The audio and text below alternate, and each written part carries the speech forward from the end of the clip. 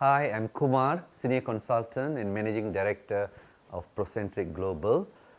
Today, I will draw your attention to structured human capital development. Ladies and gentlemen, this particular competency draws a lot of attention from global leaders, local managers, and senior officers.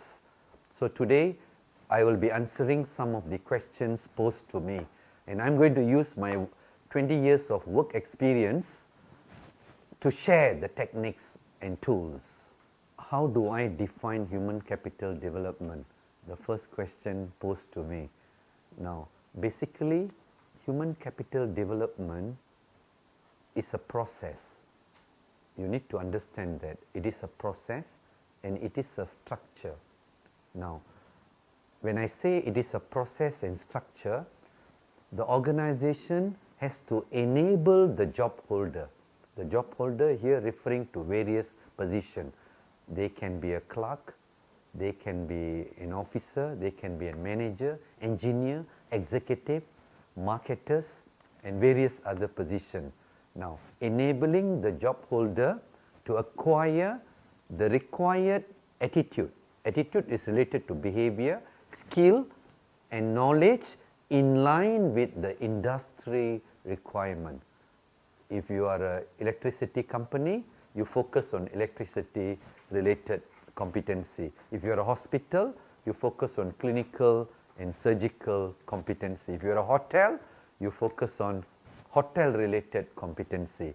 Now, human capital development is all about realizing the employee potential to enable the employee to perform the current task to the required standard, as well as position or prepare the staff for future development.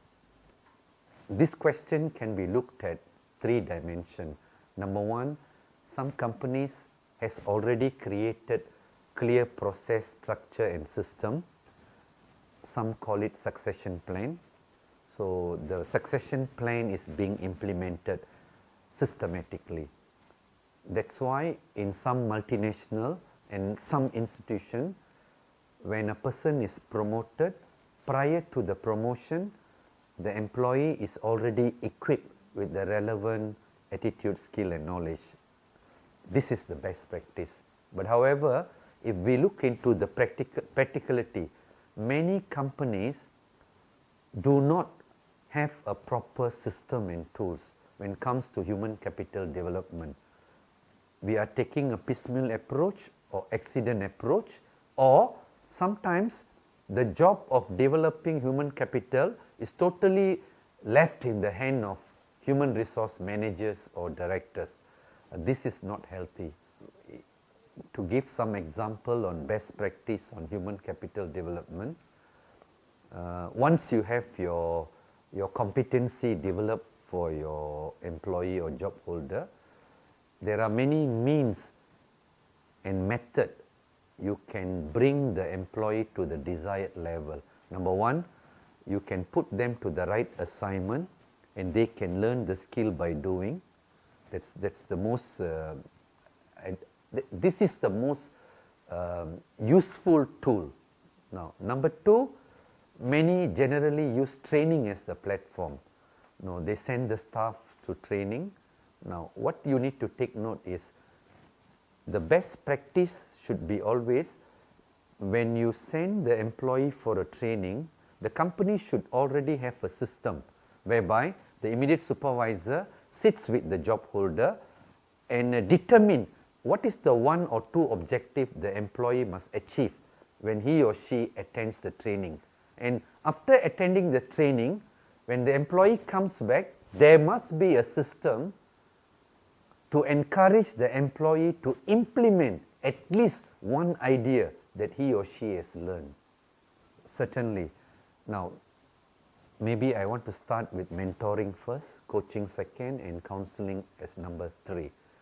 Now, all these are people management skill, and you can use this people management skill as a strategy as well in transforming the individual to the next level. Now, talking about mentoring, when you talk about mentoring always deal with organizational change, or strategic positioning, or transition, or organization attaining competitiveness. I use the word competitiveness. Why? Because mentoring can be introduced to 3 levels. Number 1, new employee who joined the company, whereby the transition and induction, so they can customize themselves fast and assimilate into the culture. Number 1, mentoring. Number 2, this is the most crucial point that I like to highlight to the audience. Number 2, every industry has peculiar skill, and this skill will give the organization a cutting edge fabrication. For example, fabrication, design, HVAC, air conditioning, heat and ventilation, or clinical procedures, or customer service. Now, so in mentoring, the company will determine and decide what are the 4 or 5 skills that they want the employee to be competent at, and prepare them to be competent, so that the company will have the competitiveness when they deal with their competitor. And third, for career advancement, that is mentoring. Now, coaching is slightly different. Coaching is enabling an individual's strength to be used effectively, using day-to-day work experience in improving the employee knowledge and skill. It's day-to-day knowledge and skill. And counseling is a little bit different. Counseling deals with the attitude part. It involves emotion, non-compliance behavior, employee not complying to company rules and regulation. Yeah, you deal with them under counseling. Now, in my professional view, competency profiling is one of the best human capital development tool in the world. Why? For various positions, the mapping is done. When you map out the competency profiling specific to the position, the functionality, skill and knowledge, and organization-wide competency is documented in a structured way. And all this functionality and company-wide competency are rated. Rated here means on a scale of 1 to 5, where they are currently, what is the gap, and where you want to move them to. Example, let's say planning. The employee able to use the tools to plan independently. The score 1 to 5, currently your supervisor is at the score of 2. Now, what is the desired skill you want to develop your supervisor to? It's 5 maximum. Yeah, highly competent. So there's a gap of 3. Gap of 3 is the gap.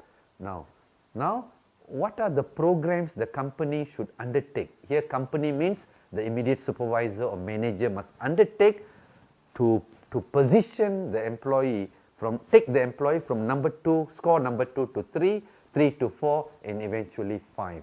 So certainly competency profiling is one of the best human capital development tool, but it requires a lot of effort and detailed work. Now, in competency profiling, there are 3 elements. When you're designing a competency, the performance standard, what the job holder has to deliver or achieve end of the day in the current position. That's the core. Second, the duty. Duty, what is duty? Cluster of tasks. These are the big domain. And every duty, the big domain, you break it down into tasks. Tasks are activities, unit of work. Now, I am for competency profiling. Yeah, definitely yes. My answer will be yes. Many companies perform coaching session without proper plan. Managers sometimes just instruct people to do a particular job without knowing the objective of the task. So if coaching is done systematically here means there are two forms of coaching. One is targeted coaching. When you perform a targeted coaching, the manager or the executive or senior officer is already aware of the skill and knowledge gap of the job holder. So when the manager invites the employee to come forward, he already know what knowledge and skill that he need to facilitate or enhance further towards the job holder. So this is called targeted coaching. Now another form of coaching is informal coaching. Informal coaching. Now informal coaching means when you are walking around, you notice your staff not doing certain tasks to the required level or standard. You can show the way, yeah, and let them try the task, and you can give feedback. So all this need to be done with proper tools and system. Proper tools and system meaning now you need to diagnose your employee. Certainly, sometimes, as I said earlier, you can carry out targeted coaching. Targeted coaching means you already know the gap of the employee. So when you call an employee to come and see you, you're very focused. Let's say I give you a common example. Let's say in presentation skill, your staff score 1 to 5, currently only 2. Now you can coach your staff how to improve in the presentation skill, how to introduce the topic, how to anchor key points. So this is targeted. But most of the time in organizational context, coaching is always done by assigning a particular task to the job holder to carry out. This is the best way of coaching, because by doing the job, the employee become familiar, comfortable, and gradually will pick up the knowledge and skill. So to answer your question, there are different ways of coaching. But again, coaching also could be relating the managers or senior officers' journey of their career. What makes them to be effective now? Maybe they can share their success. They can also share their shortcoming, how they overcome their shortcoming. So coaching can be done in many ways. Now, in my professional view, the immediate supervisor, senior officer, manager should take ownership on this. Do not wait for company to officially launch a program. Audience, I want to tell something to you or share something to you. Many of you have the knowledge on competency profiling, mentoring, coaching, counseling, but only few implement at local level. Local level, I'm referring to departmental level. Why? Because we are always waiting for the company to officially launch. We are losing out. Now, the question the managers has to ask, what I can do tomorrow, yeah, to embark on structured human capital development tool. It's within your control, and you can make the change happen. Now, I think many managers, senior officers, they have a concern to develop their employee. They are concerned, but they are caught in the busy schedule. Many feedbacks are given about the employee behavior, lacking of skill, but ask yourself, ladies and gentlemen, how many managers are dedicating certain allotted time, let's say 5% of their time dedicated to develop the employee in a structured way. If you do that, you will make a difference, and the impact will be tremendous. And to testify this, in my consulting work, when we embark on structured human capital development, within 2 months, 3 months, the entire company break record in production, financial, tonnage, yeah, the yield totally shoot up. Why? The moment you are engaged, the moment you are engaging your employee through structured human capital development, you are connected to your staff. You're connected. Generally, ladies and gentlemen, many employees feel that they are being abandoned. they are being isolated. This is the feeling. When I interview people, this is what they tell us. Now, through structured human capital development program, it can create a magical impact to your organization. Why? Managers allocated time to talk to their people, care for their development, give them constructive feedback. Thank you.